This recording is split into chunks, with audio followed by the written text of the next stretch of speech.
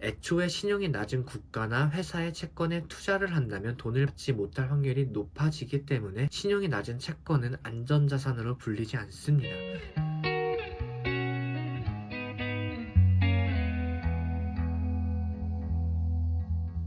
투자에 있어 대표 안전자산은 달러와 금, 그리고 채권이 있습니다. 자산 배분을 할 때도 주식과 채권의 비중을 7대 3 혹은 6대 4 등의 비율로 나누라고 합니다. 그렇다면 이 채권은 무엇이길래 안전자산으로 불리고 있고 자산 배분에 있어 어떠한 이유로 채권을 담아야 하는지 오늘은 이 채권에 대해서 알아보겠습니다. 채권이란 무엇일까요? 네이버 사전의 정의를 살펴보면 채권은 정부나 공공단체 혹은 주식회사 등이 일반인으로부터 비교적 거액의 자금을 일시에 조달받기 위해 발행하는 차용 증서라고 합니다. 조금은 어려운 말이기 때문에 제가 좀 더 쉽게 설명을 도와드릴게요. A라는 사람이 돈이 필요해요. 그래서 돈이 많은 B라는 사람한테 돈을 빌려달라고 합니다. 이때 B는 A가 누구인지 모르기 때문에 돈을 빌려주지 않아요. 그렇다면 A는 어떤 방법으로 B에게 돈을 빌릴 수 있을까요? 바로 언제까지 돈을 갚겠다라고 명시한 약속된 증서가 있다면 B가 돈을 빌려줄 겁니다. 여기서 말한 약속된 증서가 바로 채권이에요. 채권에는 크게 액면가와 이자 그리고 만기로 이루어져 있습니다. 액면가란 필요한 돈의 액수를 뜻하는데 만약 A가 100만 원이 필요해 채권을 발행했다면 해당 채권의 액면가는 100만 원이 됩니다. 그리고 이자율은 해당 채권에 투자했을 때, 다시 말해 B가 A에게 100만 원을 빌려주고 채권을 받았을 때 받을 수 있는 이자를 뜻합니다. 정리하면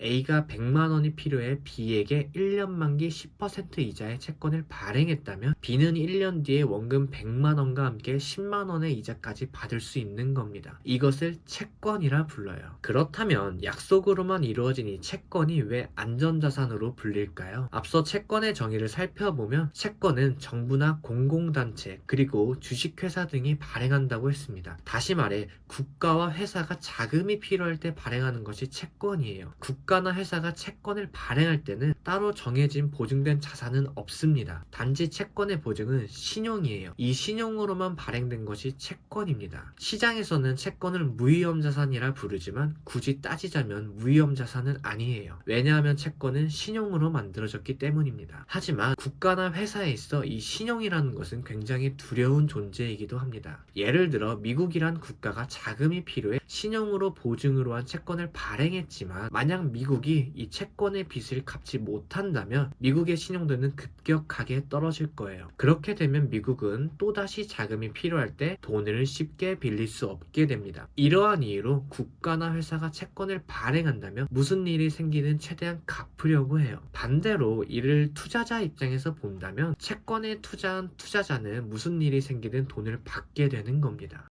이러한 이유로 채권을 안전자산이라 부릅니다. 여기서 주의할 점이 있다면 애초에 신용이 낮은 국가나 회사의 채권에 투자를 한다면 돈을 받지 못할 확률이 높아지기 때문에 신용이 낮은 채권은 안전자산으로 불리지 않습니다. 다시 말해 세상에 존재하는 모든 채권이 안전자산은 아니라는 거예요. 채권을 발행할 때는 채권을 발행하는 주체의 신용 등급에 따라 해당 채권의 신용 등급이 정해집니다. 신용 등급에는 약 22개의 등급이 있고 이 등급은 이 표를 확인하시면 됩니다. 가장 높은 트리플 A 등급부터 가장 낮은 D 등급이 있으며 트리플 B- 이상이 투자 적격 등급의 신용이고 그 이하는 투자 부적격 등급의 신용입니다. 표를 보면 등급에 따라 각각의 내용이 있는데 채권을 발행하는 주체의 신용이 최소 2A- 등급 이상은 돼야 안전자산이라 부를 수 있습니다. 저와 같은 일반 투자자들이 가장 높은 등급을 가진 국가의 채권과 가장 쉽게 투자할 수 있는 채권을 찾는다면 바로 미국 국채가 있습니다. 미국 국채는 트리플 A 등급이고 높은 등급을 가진 선진국 채권 중에서 가장 쉽게 투자할 수 있는 채권이에요. 그래서 일반인 투자자들이 안전자산으로 채권에 투자를 한다면 미국 국채가 가장 좋습니다. 투자를 할 때 흔히 우리는 주식에만 투자하지 말고 채권의 비중도 함께 챙기라고 해요. 그 이유는 바로 이것 때문입니다.